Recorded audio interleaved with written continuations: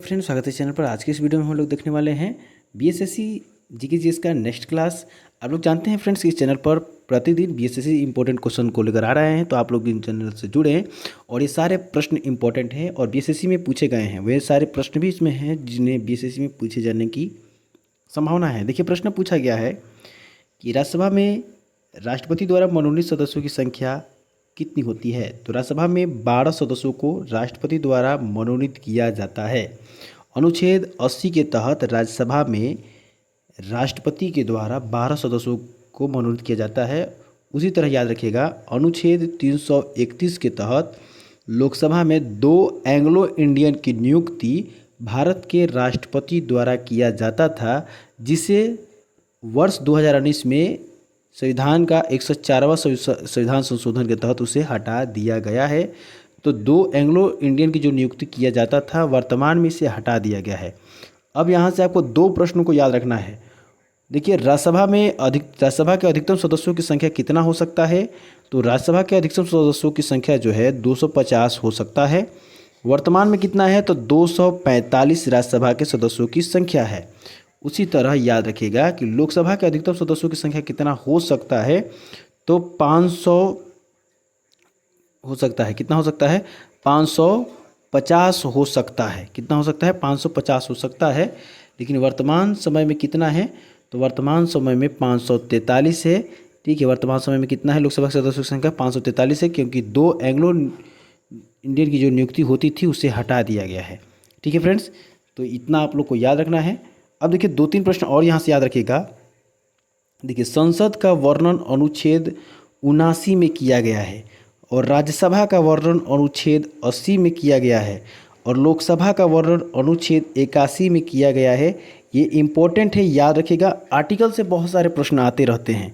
ठीक है, राज्यसभा को उच्च सदन कहते हैं, लोकसभा को निम्न सदन कहते हैं, राज्यसभा को जो है इसे बुजुर्गों का सदन कहते हैं और लोकसभा को युवाओं का सदन कहते हैं, राज्यसभा को बुद्धिजीवियों का सदन कहते हैं और लोकसभा को मूर्खों का सदन कहते हैं। ठीक है, राज्यसभा एक स्थायी सदन होता है, लोकसभा अस्थायी सदन होता है। तो ये याद रखना है। और राज्यसभा के सदस्यों का कार्यकाल, ठीक है, राज्यसभा के सदस्यों का कार्यकाल 6 वर्ष होता है और लोकसभा के सदस्यों का कार्यकाल 5 वर्ष होता है।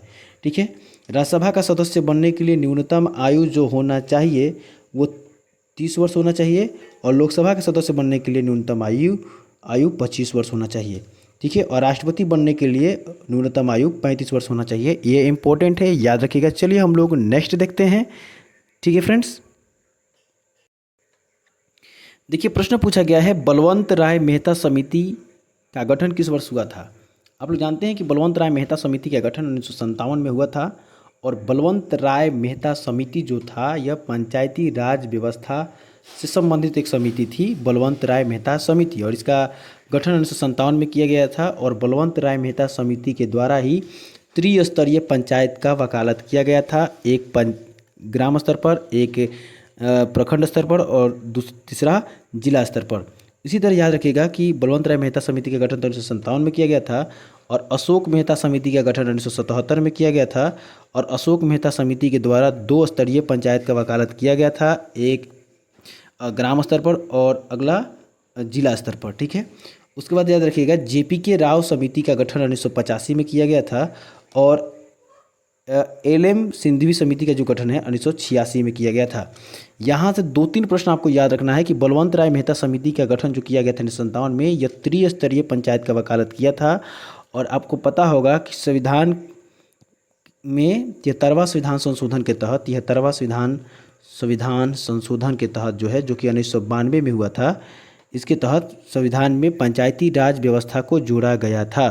ठीक है, संविधान के 73वां संविधान संशोधन के तहत जो है, संविधान में 73वां संविधान संशोधन के तहत संविधान में पंचायती राज व्यवस्था को जोड़ा गया था।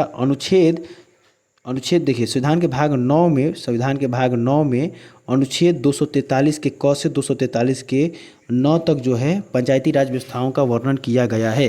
पंचायती राज व्यवस्था में जो है 29 विषयों का वर्णन किया गया है। कितने विषयों का वर्णन किया गया है? तो 29 विषयों का वर्णन किया गया है। 73वां संविधान संशोधन के तहत ही संविधान में 11वीं अनुसूची को जोड़ा गया था। 11वीं अनुसूची को 73वां संविधान संशोधन के तहत ही जोड़ा गया था। और इसमें कुल कितने विषय है पंचायती राज व्यवस्था में? तो 29 विषय हैं। ठीक है, याद रखना है। और एक अगला याद रखना है, पंचायती राज दिवस कितने तारीख को मनाया जाता है? तो 24 अप्रैल को पंचायती राज दिवस के रूप में मनाया जाता है, 24 अप्रैल को। अगला देखिए, इसी तरह नगर निकायों को संवैधानिक दर्जा देने के लिए 74वां संविधान संशोधन किया गया था, जो कि 1993 में हुआ था। और इस नगर निकायों को 74वां संविधान संशोधन के तहत संवैधानिक दर्जा दिया गया था। ठीक है, और इसका जो है याद रखना है, इसका भी जो है वर्णन संविधान के भाग 9 में है और अनुच्छेद 243 के 9 के बाद है। और याद रखना है, 74वां संविधान संशोधन के तहत ही संविधान में 12वीं अनुसूची को जोड़ा गया था। और नगर निकायों के बारे में जो है 8 विषयों, नगर निकाय में 18 विषयों का चर्चा किया गया है। कितने विषयों का? तो 18 विषयों का चर्चा किया गया है। ये इंपॉर्टेंट है, याद रखिएगा। चलिए फ्रेंड्स, हम लोग नेक्स्ट प्रश्न को देखते हैं। देखिए, प्रश्न पूछा गया है कि भारत की राष्ट्रीय ध्वज में कितनी तिलियाँ होती है? तो भारत की राष्ट्रीय ध्वज में 24 तिलियाँ होती है। और यहाँ से बहुत सारे प्रश्न बनते हैं, उनको याद रखना है। देखिए, राष्ट्रीय ध्वज का डिज़ाइन पूछा जाता है किसने किया था? तो पिंगली वकैया ने किया था। किसने किया था? तो पिंगली वकैया ने राष्ट्रीय ध्वज का डिज़ाइन किया था। ठीक है, ये याद रखना है। दूसरा याद रखना है कि राष्ट्रीय ध्वज का लंबाई और चौड़ाई का अनुपात, लंबाई और चौड़ाई का अनुपात आपको याद रखना है, क्योंकि ये बार बार पूछा जाता है। तो लंबाई चौड़ाई का अनुपात जो है 3:2 है। ठीक है, अगला प्रश्न याद रखना है कि राष्ट्रीय ध्वज को संविधान सभा के द्वारा कब अपनाया गया था? तो कब अपनाया गया था? तो 22 जुलाई 1947 को अपनाया गया था। ये तो भी मतलब कि इम्पोर्टेंट मानिए इसे। ठीक है, राष्ट्रीय ध्वज को कब अपनाया गया था? तो 22 जुलाई 1947 को अपनाया गया था। याद रखिएगा कि राष्ट्रीय ध्वज क्या है हम लोग का? तो तिरंगा है। क्या है फ्रेंड्स? तिरंगा है। उसी तरह बहुत सारे 2 और प्रश्नों को याद रखिए। जैसे आपसे पूछा जाए कि भारत का राष्ट्रीय गीत क्या है? तो आप लोग जानते हैं कि भारत का राष्ट्रीय गीत क्या है? वंदे मातरम है, जिसके रचयिता है बंकिम चंद्र चटर्जी। तो बंकिम चंद्र चटर्जी के द्वारा ये रचा गया था वंदे मातरम, जो राष्ट्रीय गीत है इसको। लेकिन पूछा जाएगा कि बताइए राष्ट्रीय गीत को कब अपनाया गया? तो देखिए, राष्ट्रीय गीत और राष्ट्रीय गान दोनों को अपनाया गया था 24 जनवरी 1950 को। 24 जनवरी 1950 को राष्ट्रीय गीत और राष्ट्रीय गान को अपनाया गया था। राष्ट्रीय गान क्या है? तो जन गण मन है। और इसके रचयिता कौन है? रविंद्रनाथ टैगोर है। और इसको भी 24 जनवरी 1950 को अपनाया गया था। और लेकिन राष्ट्रीय ध्वज को कब अपनाया गया था? तो याद रखना है 22 जुलाई 1947 को अपनाया गया था। 22 जुलाई 1947 को राष्ट्रीय ध्वज को अपनाया गया था। 22 जुलाई 1947 को अपनाया गया था। ठीक है फ्रेंड्स, चलिए हम लोग नेक्स्ट प्रश्न को देखते हैं। देखिए, प्रश्न पूछा गया है कि स्वतंत्र भारत का प्रथम औद्योगिक नीति किस वर्ष घोषित हुआ था? तो स्वतंत्र भारत का प्रथम औद्योगिक नीति जो है 1948 में घोषित हुआ था। दूसरा औद्योगिक नीति 1956 में घोषित हुआ था। और तीसरा औद्योगिक नीति जो है 1991 में घोषित हुआ था। तीसरे औद्योगिक नीति को ही नई आर्थिक नीति के नाम से जाना जाता है, जिसमें एलपीजी की घोषणा किया गया था। लिबराइजेशन, प्राइवेटाइजेशन और ग्लोबलाइजेशन, यानी वैश्वीकरण, उदारीकरण और निजीकरण नीति की घोषणा किस औद्योगिक नीति में किया गया था? तो 1991 के औद्योगिक नीति में किया गया था, जिसे नई आर्थिक नीति के भी नाम से जाना जाता है। तो ये आपको याद रखना है फ्रेंड्स, यहाँ से बहुत सारे प्रश्न बनते हैं। चलिए फ्रेंड्स, हम लोग नेक्स्ट देखते हैं। देखिए, प्रश्न पूछा गया है कि कर संरचना संबंधित सुधारों के लिए गठित समिति थी। तो कर संरचना संबंधित सुधारों के लिए गठित समिति चिलैया समिति था। कौन सा समिति था? चिलैया समिति था, जिसका गठन 1991 में किया गया था। ठीक है, स्वामीनाथन समिति के बारे में याद रखिएगा कि स्वामीनाथन समिति का गठन 2004 में किया गया था। और ये किससे संबंधित है? तो ये जनसंख्या नीति से संबंधित है, स्वामीनाथन समिति। उसी तरह फ्रेंड्स, आपको याद रखना है सरकारिया जो समिति है, इसका गठन जो किया गया था, ये गठन भी पूछा जाता है। तो इसका गठन 1983 में किया गया था, सरकारिया समिति का गठन। और इसका संबंध किससे है? तो केंद्र और राज्य से इसका संबंध है। ठीक है, उसी तरह याद रखिएगा महालनोबिस जो समिति है, इसका गठन कब किया गया था? तो इसका गठन जो किया गया था 1949 में किया गया था। और इसका संबंध किससे है? तो इसका संबंध राष्ट्रीय आय से है। तो ठीक है फ्रेंड्स, आपको एक एक करके सबको याद रखना है। कर संरचना से संबंधित सुधारों के लिए गठित समिति थी चिलैया समिति, जिसका गठन 1991 में किया गया था। स्वामीनाथन समिति का गठन 2004 में किया गया था, जिसका संबंध जनसंख्या नीति से है। सरकारिया समिति का गठन जो है 1983 में किया गया था, जिसका संबंध केंद्र और राज्य से है। और महालनोबिस समिति का गठन 1949 में किया गया था, जिसका संबंध राष्ट्रीय आय से है। चलिए हम लोग नेक्स्ट प्रश्न को देखते हैं। देखिए प्रश्न पूछा गया है कि समुद्र तल से बिहार की औसत ऊंचाई कितनी है। तो समुद्र तल से याद रखिएगा कि बिहार की औसत ऊंचाई बीएसएससी के लिए इंपॉर्टेंट है, पूछा गया प्रश्न है। तो 53 मीटर है। औसत ऊंचाई कितना है? 53 मीटर है। याद रखिएगा कि बिहार की चौहद्दी पूछा जाए तो बिहार की चौहद्दी में याद रखिएगा कि जो पश्चिम में जो है यूपी है, पूरब में पश्चिम बंगाल है, और उत्तर में नेपाल है, और दक्षिण में झारखंड है। ठीक है। बिहार का कुल क्षेत्रफल पूछा जाएगा तो 94,100। बिहार का कुल क्षेत्रफल कितना है? 94,163 वर्ग किलोमीटर है। और क्षेत्रफल के अनुसार बिहार भारत का 12वां राज्य है। 12वां बड़ा राज्य है, ये याद रखना है। याद रखिएगा कि बिहार के जो नेपाल से सटे हुआ जो बिहार के ज़िले हैं वो उसको भी याद रखना है, क्योंकि ये प्रश्न पूछा जा सकता है। तो कौन कौन सा जिला है? तो पश्चिमी चंपारण, पूर्वी चंपारण, सीतामढ़ी, मधुबनी, सुपौल, अररिया और किशनगंज जो है ये नेपाल से सटे हुए ज़िले हैं। फिर से बता देते हैं, पश्चिमी चंपारण, पूर्वी चंपारण, सीतामढ़ी, मधुबनी, सुपौल, अररिया, किशनगंज, ये जो है ये नेपाल से सटे हुए ज़िले हैं। ठीक है। पश्चिम बंगाल से सटा हुआ जिला अगर पूछ दिया जाए तो याद रखिएगा किशनगंज के बाद पूर्णिया, कटिहार, भागलपुर, बांका। पूर्णिया, कटिहार, भागलपुर, बांका जो है ये पश्चिम बंगाल से सटा हुआ है। उसके बाद झारखंड से तो बांका, जमुई, नवादा, गया, औरंगाबाद। उसके बाद औरंगाबाद के बाद कैमूर और रोहतास याद रखना है। कैमूर और रोहतास। ठीक है, ये सब सटा हुआ है। अगला याद रखना है, झारखंड से ये सब सटा हुआ है। अगला याद रखना है कि यूपी से सटा हुआ तो रोहतास, भोजपुर, बक्सर, छपरा, सिवान, गोपालगंज, ये सब यूपी से सटा हुआ जिला है। तो ये इतना ही याद रखिए। चलिए हम लोग नेक्स्ट देखते हैं। इसमें सबसे ज़्यादा इंपॉर्टेंट है नेपाल से सटा हुआ जिला। चलिए नेक्स्ट देखते हैं। देखिए ये प्रश्न इंपॉर्टेंट है। क्षेत्रफल की दृष्टि से बिहार देश का सबसे बड़ा राज्य है। कौन सा? तो 12वां सबसे बड़ा राज्य है। पहला क्षेत्रफल की दृष्टि से बड़ा राज्य कौन सा है? तो कौन सा है? राजस्थान है। सबसे बड़ा राज्य कौन सा है? तो राजस्थान है। सबसे छोटा कौन सा है? तो फ्रेंड्स याद रखना है गोवा है। क्षेत्रफल की दृष्टि से सबसे बड़ा राज्य कौन सा है? राजस्थान है। सबसे छोटा कौन है? गोवा है। और बिहार का स्थान 12वां है। बिहार का क्षेत्रफल कितना है? 94,163 वर्ग किलोमीटर है। ये आपको याद रखना है क्योंकि ये प्रश्न पूछा जाता है। चलिए हम लोग नेक्स्ट देखते हैं। देखिए प्रश्न पूछा गया है कि पटना में स्थित गोलघर का निर्माण किस गवर्नर जनरल के समय हुआ था। तो पटना में स्थित गोलघर का निर्माण जो हुआ था लॉर्ड कॉर्नवालिस के समय हुआ था। 1784 में इसका कार्य शुरू किया गया और 1786 में बनकर यह तैयार हो गया था। तो पटना का गोलघर बनकर कब तैयार हो गया था? 1786 में। कार्य शुरू हुआ 1774 में। और किसने करवाया था? तो लॉर्ड कॉर्नवालिस ने कराया था। इसका निर्माण किस उद्देश्य से किया गया था? तो अन्नों को भंडारित करने के लिए गोलघर का निर्माण किया गया था। ये याद रखना है। ठीक है फ्रेंड्स, चलिए हम लोग नेक्स्ट देखते हैं। देखिए प्रश्न पूछा गया है उड़ीसा राज्य बिहार से कब पृथक किया गया था। तो आपको पता होगा कि उड़ीसा राज्य जो है बिहार से कब पृथक किया गया था। तो देखिए 1 अप्रैल 1936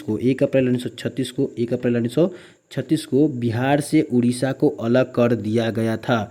22 मार्च 1912 को बंगाल से बिहार को अलग किया गया था। 22 मार्च 1912 को। और बिहार से उड़ीसा को कब अलग किया गया था? तो 1 अप्रैल 1936 को। उसी तरह याद रखना है 15 नवंबर 2000 ईस्वी को झारखंड बिहार से अलग हुआ था। ठीक है फ्रेंड्स, और 2-3 प्रश्न याद रखिए।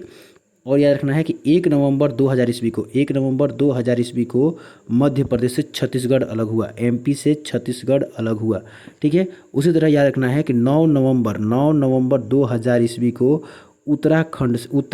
उत्तर प्रदेश से यूपी से उत्तराखंड अलग हुआ था। कितने नवंबर? 9 नवंबर 2000 ईस्वी को ये जो हुआ था यूपी से उत्तराखंड अलग हुआ था। और 1 नवंबर 2000 ईस्वी को एमपी से मध्य प्रदेश से छत्तीसगढ़ अलग हुआ था। उसी तरह याद रखना है कि बॉम्बे प्रांत का विभाजन 1 मई 1960 को किया गया था। 1 मई 1960 को किया गया था बॉम्बे प्रांत का विभाजन, जिसमें गुजरात और महाराष्ट्र का निर्माण हुआ था। ठीक है, ये सारा याद रखना है। और 1966 में पंजाब और हरियाणा राज्य का गठन भाषा के आधार पर हुआ था। और एक और प्रश्न याद रखना है कि भाषाई आधार पर बनने वाला भारत का पहला राज्य कौन सा था। तो भाषाई आधार पर बनने वाला भारत का पहला राज्य जो है आंध्र प्रदेश है, जिसका गठन 1953 में किया गया था। ठीक है, चलिए हम लोग नेक्स्ट देखते हैं। देखिए प्रश्न पूछा गया है कि बिहार में कितने ब्लॉक हैं। तो बिहार में 534 ब्लॉक हैं। और चलिए इसके बारे में सारा बिहार से जो इम्पोर्टेंट जो डेटा है उसको याद रखिएगा। तो बिहार में 534 ब्लॉक हैं। ठीक है, चलिए अब एक एक करके याद रखिए। बिहार में 38 जिले हैं। ठीक है, बिहार में 9 प्रमंडल है और 101 अनुमंडल है और 534 प्रखंड हैं। और बिहार में लोकसभा के सदस्यों का संख्या 40 है, राज्यसभा के सदस्यों की संख्या 16 है, और विधानसभा के सदस्यों की संख्या 243 है, और विधान परिषदों की सदस्यों की संख्या 75 है। तो विधान परिषद के सदस्य 75 हैं, विधानसभा के सदस्य 243 है, राज्यसभा के सदस्य 16 हैं, लोकसभा के सदस्य 40 हैं, अनुमंडलों की संख्या 101 है, प्रमंडल 9 है, जिले 38 है, और याद रखना है कि और ब्लॉक कितने हैं तो 534 हैं। और याद रखना है कि बिहार में सबसे बड़ा जिला कौन सा है। क्षेत्रफल के अनुसार बिहार में सबसे बड़ा जिला पश्चिमी चंपारण है। कौन है? पश्चिमी चंपारण जो है बिहार में सबसे बड़ा जिला है। क्षेत्रफल के अनुसार बिहार में सबसे बड़ा जिला कौन सा है? पश्चिमी चंपारण है। सबसे छोटा कौन सा है? तो शेखपुरा जो है, शेखपुरा बिहार में सबसे छोटा जिला है क्षेत्रफल के अनुसार। और सबसे बड़ा जिला कौन सा है? पश्चिमी चंपारण है। ठीक है फ्रेंड्स, चलिए हम लोग नेक्स्ट देखते हैं। देखिए प्रश्न पूछा गया है कि प्लाईवुड कारखाना बिहार में कहाँ है। तो प्लाईवुड कारखाना जो है बिहार में हाजीपुर में है। ठीक है, प्लाईवुड कारखाना कहाँ है? हाजीपुर में है। और हाजीपुर जो है केला के लिए जाना जाता है। किसके लिए जाना जाता है? तो केला के लिए जाना जाता है। और पूर्व मध्य रेलवे का मुख्यालय भी है हाजीपुर। पूर्व मध्य रेलवे का क्या है? मुख्यालय भी है हाजीपुर। और याद रखना है कि एशिया का सबसे बड़ा पशु मेला सोनपुर जो मेला लगता है वो हाजीपुर में ही लगता है। तो ये सब याद रखना है। चलिए हम लोग नेक्स्ट देखते हैं। देखिए प्रश्न पूछा गया है कि माई कंट्री माई लाइफ पुस्तक के लेखक कौन हैं। तो माई कंट्री माई लाइफ पुस्तक के लेखक जो है लाल कृष्ण आडवाणी हैं। कौन है? लाल कृष्ण आडवाणी हैं। लाल कृष्ण आडवाणी के द्वारा ही 6 अप्रैल 1984 को जो है भारतीय जनता पार्टी की स्थापना किया गया था। 6 अप्रैल 1980 को भारतीय जनता पार्टी की स्थापना किया गया था लाल कृष्ण आडवाणी और अटल बिहारी वाजपेयी के द्वारा ही। ये याद रखना है। ठीक है फ्रेंड्स, चलिए हम लोग नेक्स्ट देखते हैं। देखिए प्रश्न पूछा गया है निम्न में से किसकी पांडुलिपियों को यूनेस्को की सूची में शामिल किया गया है। तो आप लोग जानते हैं फ्रेंड्स कि ऋग्वेद के पांडुलिपियों को जो है यूनेस्को में शामिल किया गया है। यूनेस्को क्या है फ्रेंड्स? तो यूनेस्को जो है एक संस्था है जो कि कहाँ है? ये पेरिस में है। ठीक है, और इसका मुख्यालय कहाँ है? मतलब ये इसका मुख्यालय कहाँ है? पेरिस में है। इसकी स्थापना कब किया गया था? तो 15 नवंबर 1945 को इसकी स्थापना किया गया था। ये याद रखना है, 1945 को इसकी स्थापना किया गया था। और याद रखना है कि सबसे पुराना वेद कौन सा है? ऋग्वेद है। और ऋग्वेद के जो 30 पांडुलिपि जो है इसका जो है 30 पांडुलिपियों को सांस्कृतिक धरोहर के रूप में इस सूची में शामिल किया गया है यूनेस्को की सूची में।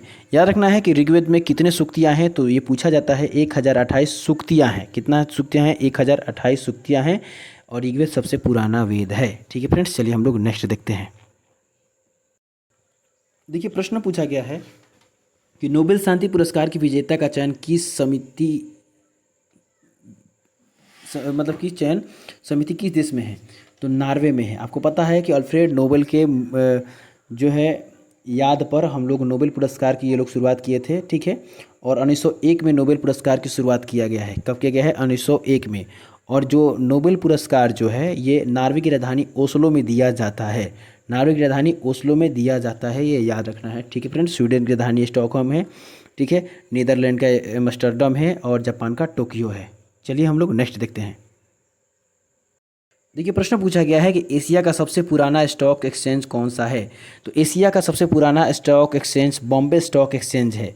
BSE जो है बॉम्बे स्टॉक एक्सचेंज जो है एशिया का सबसे पुराना स्टॉक एक्सचेंज है, जिसका मुख्यालय जो कि महाराष्ट्र में है और महाराष्ट्र की राजधानी मुंबई में है।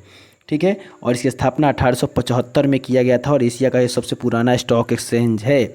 याद रखना है कि टोक्यो स्टॉक एक्सचेंज जापान में है और इसकी स्थापना 1878 में किया गया था टोक्यो स्टॉक एक्सचेंज का।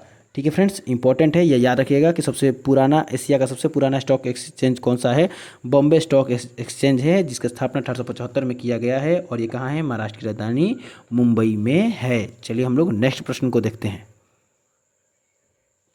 देखिए प्रश्न पूछा गया है कि हिंदी समाचार पत्र हिंदुस्तान के संपादक कौन है। तो याद रखना है कि शशि शेखर जो है, जो कि 2009 में हिंदी समाचार पत्र के संपादक थे। तो ये याद रखना है, ये इंपॉर्टेंट है, याद रखना है। चलिए हम लोग नेक्स्ट देखते हैं। देखिए प्रश्न पूछा गया है कि यूएनओ की आधिकारिक भाषाएं कितनी हैं। तो देखिए यूएनओ को याद रखना है, इंपॉर्टेंट है। यूएनओ की आधिकारिक भाषाएं 6 हैं। ठीक है, कितने हैं? 6 हैं। यहाँ से कुछ बातों को याद रखना है। कौन कौन सी भाषाएं हैं, तो अरबी, चीनी, फ्रेंच, अरबी, चीनी, फ्रेंच, अरबी, चीनी, फ्रेंच, इंग्लिश, रूसी और स्पेनिश याद रखना है। अरबी, चीनी, फ्रेंच, इंग्लिश, रूसी, स्पेनिश, अरबी, चीनी, फ्रेंच, इंग्लिश, रूसी, स्पेनिश, ये यूएनओ की आधिकारिक भाषाएं हैं। लेकिन ध्यान रखना है कि कार्य के लिए संयुक्त राष्ट्र संघ कार्य करने वाली जो भाषाएं हैं दो ही है, एक है अंग्रेजी और दूसरा है फ्रेंच, एक अंग्रेजी और दूसरा फ्रेंच। तो कार्य किस भाषा में होता है, अंग्रेजी और फ्रेंच में होता है, लेकिन आधिकारिक भाषाएं कितनी हैं, 6 हैं, अरबी, चीनी, फ्रेंच, इंग्लिश, रूसी और स्पेनिश। ठीक है। अब देखिए यूएनओ के बारे में 2-3 बातों को आपको याद रखना है। यूएनओ की स्थापना कब किया गया था, तो 24 अक्टूबर 1945 को यूएनओ की स्थापना किया गया था। इसका मुख्यालय कहाँ है, इसका मुख्यालय जेनेवा में है। कहाँ है, इसका मुख्यालय जेनेवा में है। इसके कितने अंग हैं, इसके 6 अंग हैं। कौन कौन से इसके अंग हैं, तो महासभा, सुरक्षा परिषद, न्यासी परिषद, सामाजिक और आर्थिक परिषद और अंतर्राष्ट्रीय न्यायालय और अंतर्राष्ट्रीय सचिवालय, इसका मुख्यतः 6 अंग हैं। ठीक है फ्रेंड्स। अब याद रखना है कि सुरक्षा परिषद के कितने सदस्य हैं, तो सुरक्षा परिषद के 15 सदस्य हैं, 10 अस्थायी और 5 स्थायी। तो जो 10 अस्थायी है इसका चुनाव 2-2 वर्षों पर होता है, और जो 5 स्थायी है इसका चुनाव नहीं होता है, ये स्थायी रहते हैं। इसमें कौन कौन से देश शामिल है ये भी पूछा जाता है। तो इसका एक ट्रिक याद रखिएगा फ्रेश करके, फ्रांस, रूस, अमेरिका, चीन, इंग्लैंड इसका जो है स्थायी सदस्य है। फ्रांस, रूस, अमेरिका, चीन और इंग्लैंड इसका स्थायी सदस्य है। ठीक है फ्रेंड्स, इतना ही याद रखना है। इसमें महासभा के कुल कितने सदस्य हैं, तो 193 सदस्य हैं, और 193वां सदस्य कौन सा है, तो दक्षिणी सूडान जो है यूएनओ का महासभा का 193वां सदस्य है। ठीक है फ्रेंड्स, चलिए हम लोग नेक्स्ट देखते हैं। देखिए प्रश्न पूछा गया है कि किस राज्य में बौद्ध धर्मावलंबी दूसरे नंबर पर हैं।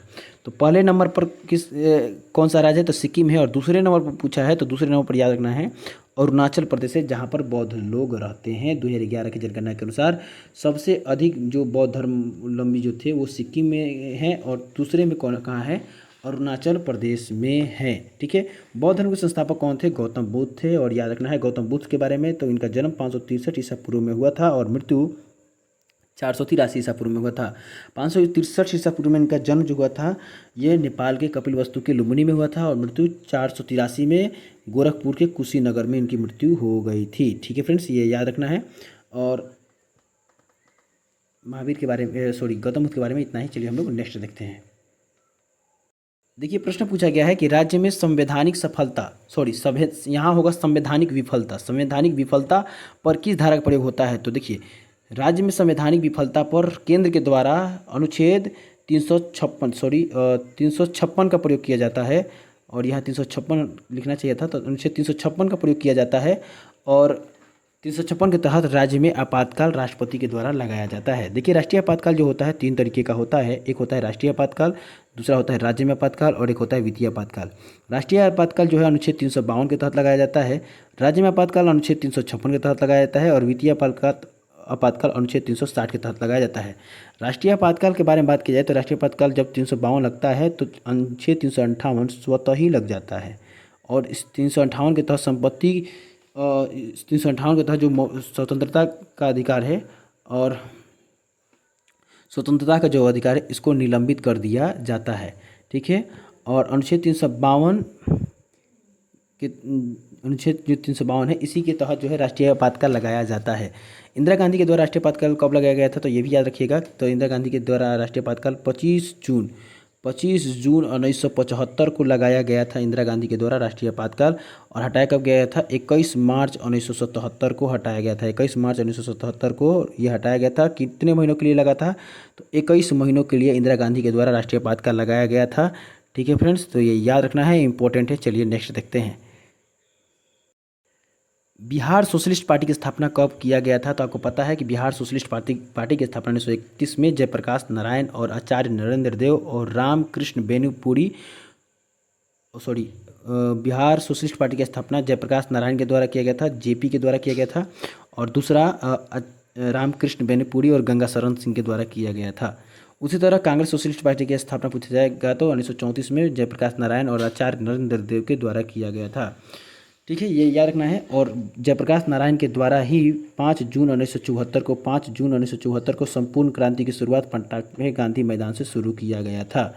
और 25 जून 1975 को जब राष्ट्रीय पताका लगाया गया था, तब इन्होंने दिल्ली के रामलीला मैदान से पूरे देश में राष्ट्रव्यापी सत्याग्रह का नेतृत्व किए थे। ठीक है, राष्ट्रव्यापी सत्याग्रह का नेतृत्व किए थे। याद रखना है 18 मार्च 1974 को इनके द्वारा छात्र आंदोलन की भी शुरुआत किया गया था। याद रखना है जयप्रकाश नारायण की पत्नी का नाम प्रभावती देवी था। क्या नाम था? प्रभावती देवी था जयप्रकाश नारायण की पत्नी का नाम। ये सारे प्रश्न इंपॉर्टेंट है। ठीक है फ्रेंड्स, तो मिलते हैं नेक्स्ट वीडियो में। आज के लिए इतना ही। जय हिंद।